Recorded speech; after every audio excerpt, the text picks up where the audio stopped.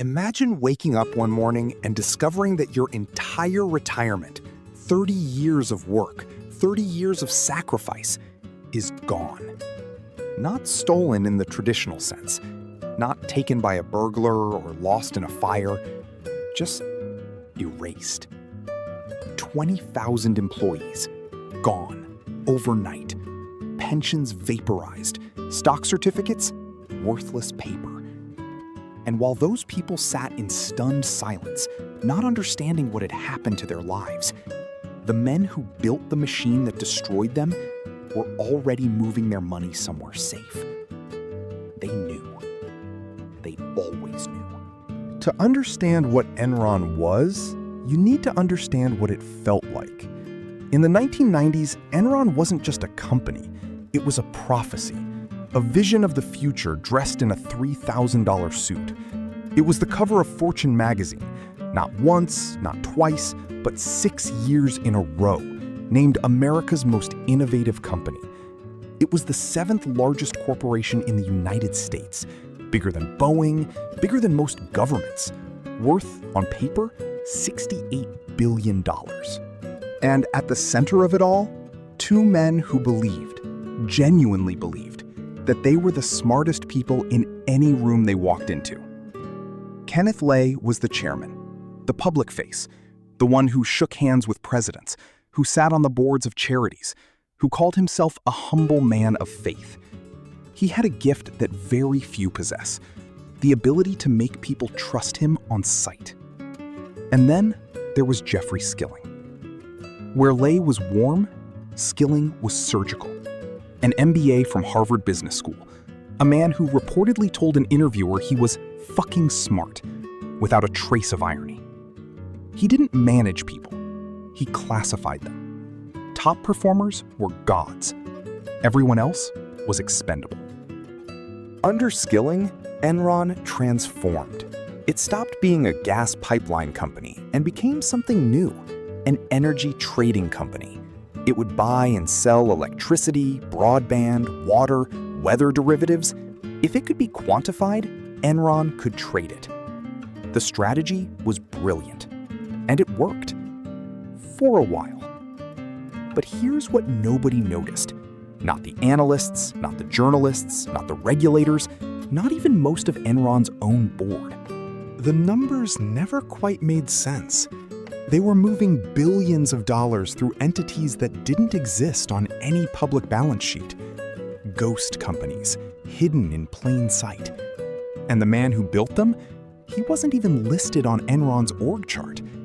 But he might have been the most dangerous person in the entire building. His name was Andrew Fastow, Chief Financial Officer, mild-mannered, bespectacled, the kind of man who, at a party, you'd mistake for someone's accountant, which, in a sense, is exactly what he was. But not your accountant. Fastow had a talent that bordered on the diabolical. He understood that in accounting, reality is not what is. Reality is what you can make the numbers say. And what he made the numbers say was extraordinary. Enron, by the late 1990s, was hemorrhaging money.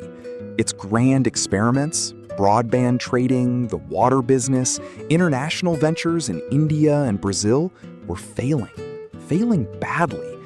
Billions of dollars were walking out the door. That debt had to go somewhere. It couldn't go on Enron's balance sheet. That would terrify investors, tank the stock, and unravel everything. So Fastow moved it. He created what are called special purpose entities, technically independent companies.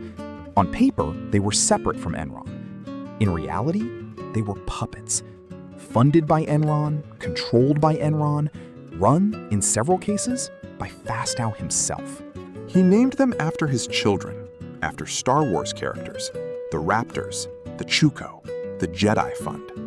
And they had one job, to absorb Enron's losses and hide them from the world. Here's how the trick worked, in its most basic form. Enron had an asset, let's say a power plant in Brazil, that was worth far less than they'd paid for it, a loss they didn't want to report. So they'd sell that asset to one of Fastow's SPEs, at an inflated price. Enron recorded a profit. The SPE absorbed the loss. And because the SPE was technically not Enron, the loss vanished from Enron's books entirely. The debt didn't disappear. It just became invisible. And Fasto wasn't just doing this out of corporate loyalty. He was skimming. Running the SPEs gave him fees and returns that he funneled quietly into his own accounts. By the end, he had stolen over $45 million from the company he was supposedly protecting.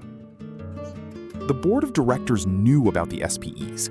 They voted to waive Enron's own code of ethics twice to allow Fasto to run them. They looked at the structure, shrugged, and signed.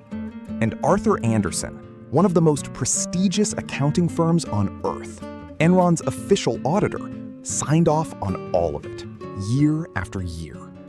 But the SPEs were only half the lie, because Enron had also discovered something even more intoxicating, a way to manufacture profits from thin air, using an accounting method so aggressive it bordered on fantasy.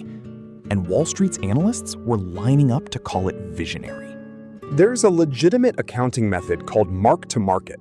It's used by banks and trading firms. The idea is simple. Instead of recording profit only when you actually receive cash, you record the estimated future value of a deal the moment you sign the contract. Rational in certain contexts, dangerous in the wrong hands. Enron convinced the SEC to let them use mark-to-market accounting in 1992. It was Skilling's idea. And once they had it, they weaponized it. Say Enron signed a 20-year energy contract worth $500 million. On day one, before a single kilowatt of electricity was delivered, before a single dollar changed hands, Enron could book all $500 million as revenue.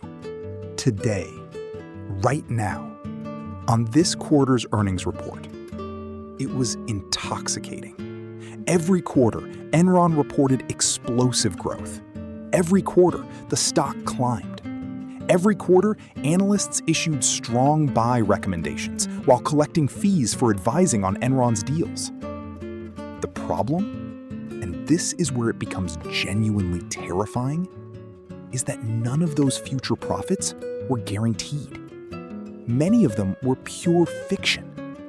Enron was booking the revenue from deals that were failing, from projects that were losing money, from businesses that would never generate a cent. And because everyone could see the headline number, profits up 30%, but nobody could easily look inside the machine, the illusion held.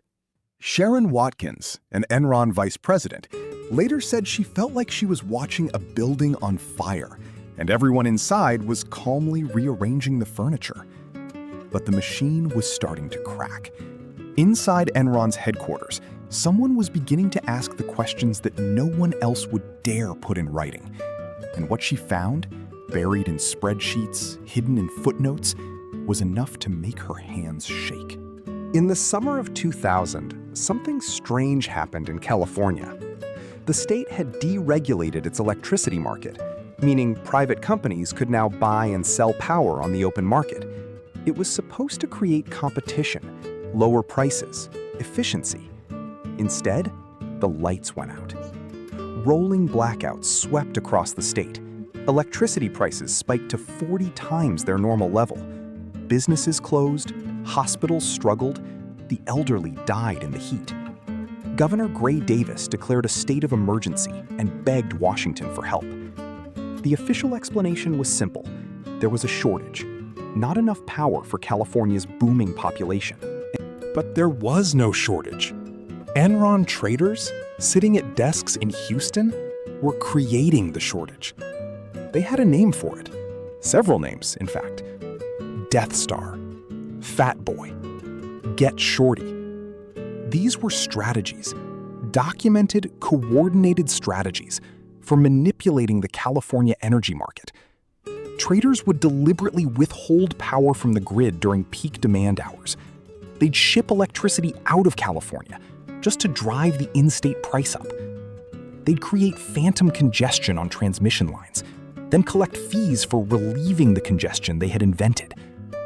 And we know exactly how they felt about it, because someone recorded the phone calls. In August of 2001, Sharon Watkins sat down and wrote a letter. She was an Enron vice president, a Harvard MBA, a loyal employee who had spent years inside the machine. And she had finally seen something she could not unsee. The letter was addressed to Kenneth Lay. She wrote, and these are her actual words, "I am incredibly nervous that we will implode in a wave of accounting scandals." She laid out, in calm and precise language, the problem with the SPEs, the problem with the mark-to-market accounting, the problem with an entire financial architecture built on the assumption that the stock price would never fall. Because that was the hidden terror at the heart of Fasto's SPE structure. It was circular. The SPEs used Enron's stock as collateral. If Enron's stock fell below a certain threshold, the whole structure would unravel. The debts would snap back onto Enron's books. It was a house of cards in a wind tunnel. Lay received the letter. He forwarded it to Enron's lawyers, the same lawyers who had helped design the SPE structure in the first place. An independent investigation was launched. It found nothing concerning.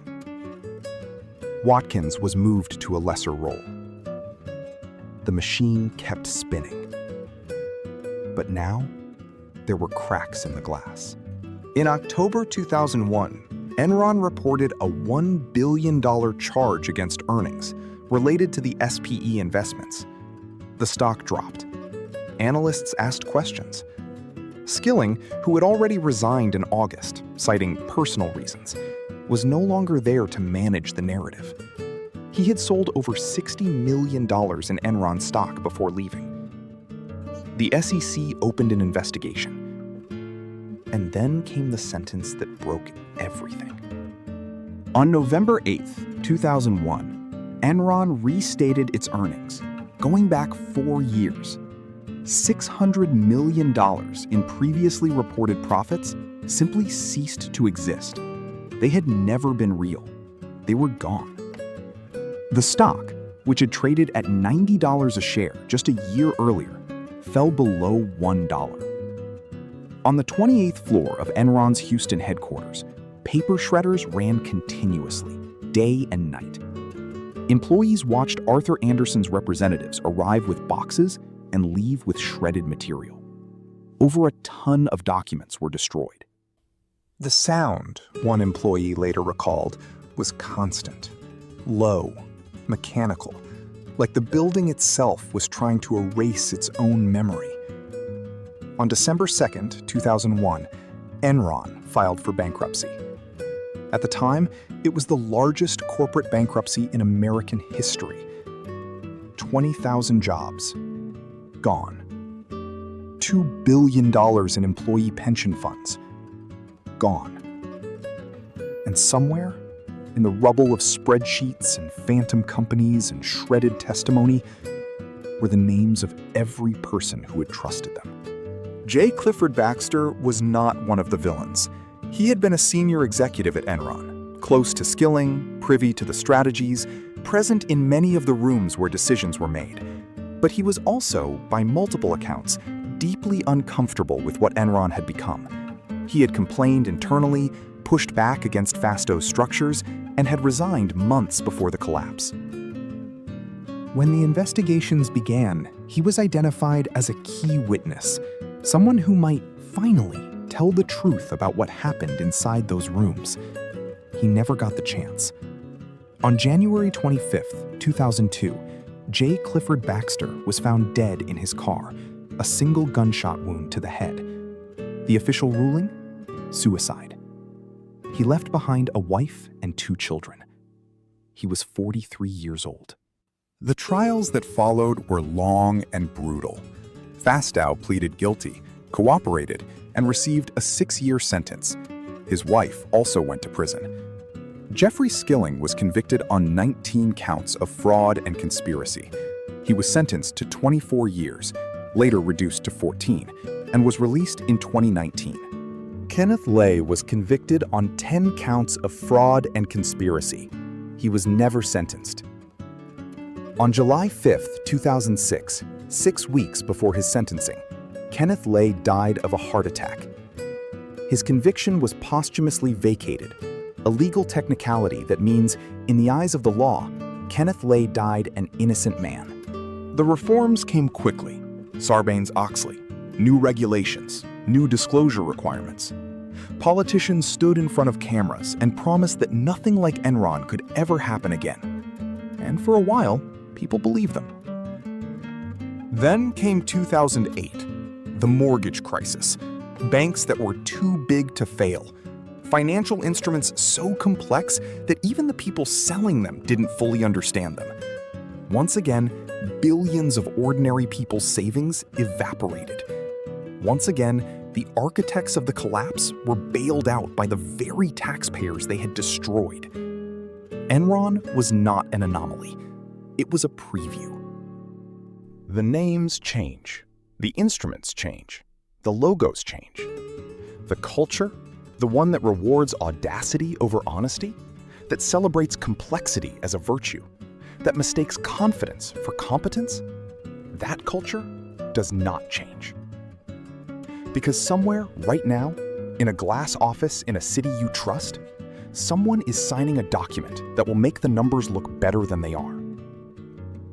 Someone is creating an entity that will absorb a loss that isn't supposed to exist. Someone is telling their employees, their shareholders, and themselves that everything is fine. And the question we never ask, not loudly enough, not soon enough, is not how they do it. It's why we always let them. Are we still letting them?